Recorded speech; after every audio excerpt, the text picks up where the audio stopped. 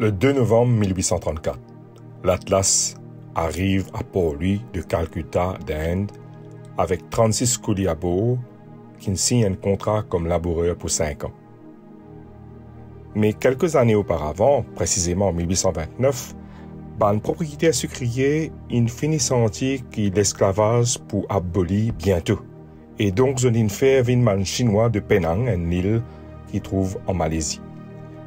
Ce phénomène de langagisme est un phénomène mondial qui est passé au début du 19e siècle pour pallier manque de main-d'œuvre à la suite de l'abolition de l'esclavage. Dans ce livre, Mauricien, enfant de 1000 combats, à période anglaise, Jean-Claude de Lestrac rappelle-nous la dure réalité de l'époque et me cite un extrait de chapitres 7 et 6 de ce livre-là. Selon les termes de ces contrats, les Indiens s'engagent en principe pour 5 ans, presque tous à raison de 5 roupies par mois, plus la nourriture équivalent à peu près à la même somme. À l'expiration du contrat, il est prévu qu'ils retournent en Inde aux frais des colons. Ces arrangements gérés par les intermédiaires indiens donnent lieu à de très nombreux abus. Les immigrants étaient censés avoir reçu en avance les 6 premiers mois de leur gage, soit 30 roupies. Mais les embaucheurs, sous prétexte de dettes contractées envers eux pour logement, nourriture, vêtements, etc., trouveraient presque toujours le moyen d'enlever la totalité de cette somme aux malheureux Indiens qui se voyaient ainsi obligés de servir 6 mois sans recevoir aucune rétribution. Entre 1834 et 1920, près d'un demi-million de travailleurs engagés, musulmans, chrétiens et hindous, venant d'Inde, ils montent en 14 marches de l'Apravasi Ghat, en Inde, le dépôt d'immigration qui trouve à Port-Louis.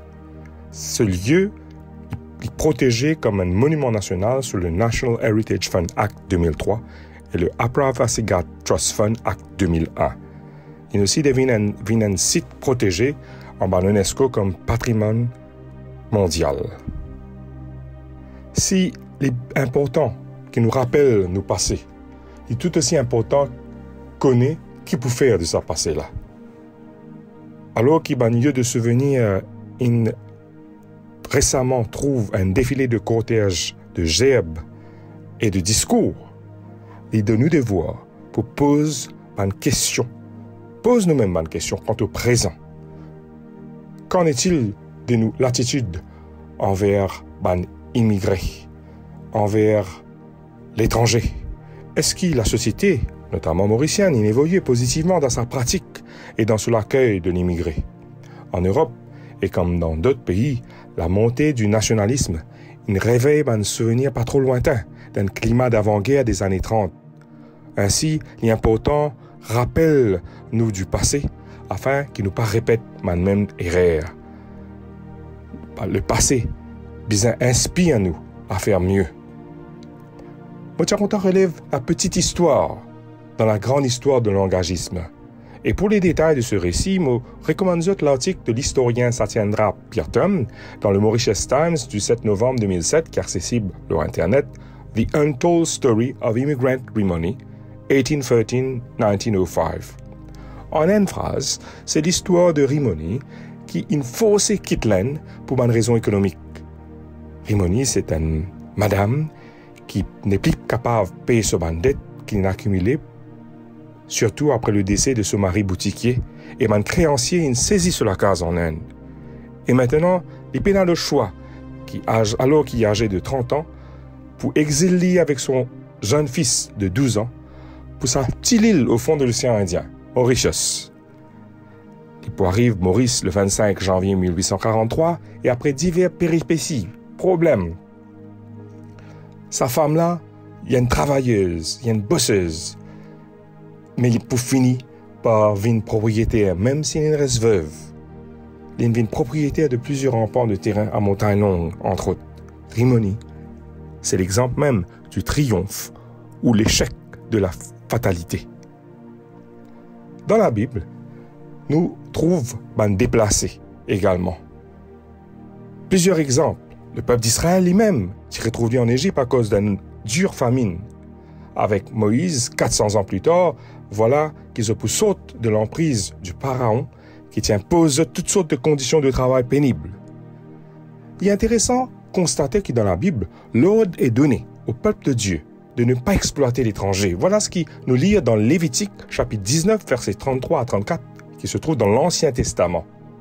Si un étranger vient s'installer dans votre pays, ne l'exploitez pas. Traitez-le comme s'il était l'un des vôtres. Tu l'aimeras comme toi-même, car vous avez été vous-même étranger en Égypte. Je suis l'Éternel, votre Dieu. Plus tard, cette même nation d'Israël pour qu'un exil forcé. Plus d'une fois alors que l'envahisseur babylonien pour amener à Babylone, après avoir assiégé les Juifs, peuple de Dieu dans l'Ancien Testament. Et ainsi, le psaume 137, verset 1, relate un peu le mood de ce man exilé-là. D'en beau, la rivière Babylone, nous t'y assisé. Nous l'homme t'y coulé. Les nous t'y rappelle Sion. Sion, c'est la ville, dans les autres pays natal. Et les autres sont tristes parce qu'ils sont loin des autres pays. C'est une forcée, quitte ce pays-là. Et habitants qui à côté des autres, puis moquent des autres, puis taquinent des autres, et puis des autres, puis centaines de santé. Et voilà ce qu'ils ont pu dire dans le psaume 137, verset 4. Comment capable centaines de santé pour le Seigneur quand nous, dans un pays étranger? Moi, je suis content de terminer sa réflexion-là avec une petite histoire dans la grande histoire de la Bible. Sa petite histoire-là, c'est celle d'une dame. Elle est partie appartenir au peuple juif, qui, selon l'Ancien Testament, c'était le peuple de Dieu. Vous êtes capable de retrouver cette histoire-là dans la Bible, à travers le livre qui porte ce nom, Ruth. Il s'agit de Ruth, la Moabite. Ruth, la Moabite, qui épouse un Israélite réfugié en Moab à cause d'une famine. Et il pouvait une veuve. Et alors qu'il accompagne ce belle-mère, Noémie, ce belle-mère peut dire, reste dans ton pays, refaire toute la vie. Et pourtant, Ruth, symbole de la bravoure, symbole de la persévérance, voilà qu'il peut dire à ce belle-mère. N'a pas force-moi pour quitter toi, n'a pas empêche-moi pour suivre toi, que te pour aller, moi pour aller, que te pour rester, moi pour rester, te peuple pour aussi mon peuple, te bon Dieu pour aussi mon bon Dieu. Naomi trouvait que ce belle-fille, tu fini décidé pour suivre lui. Là, il arrête persistant lui. Alors, tous les démons, ces histoires qui sont arrivent à Bethléem. À la qui manière, Naomi quitte le pays Moab avec ce belle-fille, Ruth, qui est une Moabite. Se retourne Bethléem dans commencement selon saison récolte du blé. Et Dieu récompense la loyauté de Ruth. Mais comme Ruth, il perdit son mari, Noémie pareil. C'est une situation de dépendance. Et à l'époque, une madame n'a pas aucun statut économique ni social sans un homme dans la case. C'était la situation, c'était le contexte. Et Ruth, pour le travail dans un champ, et pour glaner un épi de blé qui tombait, et pour ramasser un épi de blé là, et il trouvait qu'il pour ramasser ça dans le champ de Boaz. Boaz qui pour finir par devenir son mari. Boaz peut dire lui, dis-moi, raconte-moi tout ce qui t'a fait faire pour ta belle-mère depuis la mort de ton mari. T'as fait quitte ton papa et ton maman, et que la terre que t'as fini né, t'as fini accepter pour vivre parmi un peuple qui t'as pas t'y connaît avant. Le Seigneur va récompenser toi pour tout ça là. T'as fini vin rôle protection le Seigneur bon Dieu d'Israël. Il y va donne toi ce bénédiction en abondance. Et 2 versets 11 à 12. Ruth, la Moabite, il démontrait un exemple de loyauté et de persévérance en dépit de la situation dans laquelle il s'y trouvait et dans un pays étranger. En guise de récompense, non seulement bon Dieu pour permettre de retrouver une stabilité et sécurité économique, mais il peut aussi une l'arrière-grand-mère du futur roi David, un grand roi en Israël, qui est auteur et compositeur de plusieurs psaumes. Mais plus extraordinaire encore, il peut l'insigne honneur faire partie d'un bisaïeul de Jésus. On est capable de trouver ça dans l'évangile de Matthieu, chapitre 1er, verset 5. Moi, je suis content de conclure avec une phrase qui est un des écrivains les plus traduits en Amérique du 19e siècle.